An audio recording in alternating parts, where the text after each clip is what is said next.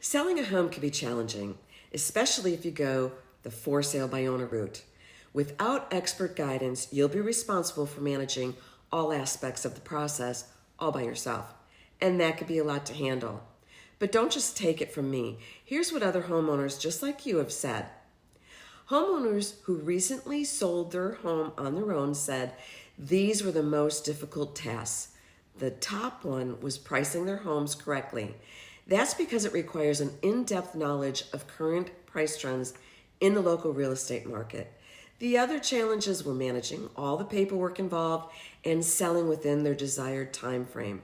For example, if you overprice your home, it could take even longer to sell. When it comes to selling your most valuable asset, consider the invaluable support a realtor can provide.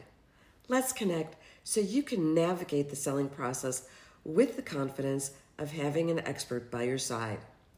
Many homeowners today tell me, I've sold my home on my own in the past, I could do it today. But let me assure you, the market has definitely changed. Paperwork and contracts have changed, and also real estate law has changed. Let me assist you through the entire process. I'm Lisa Powell with Sunshine Life Realty.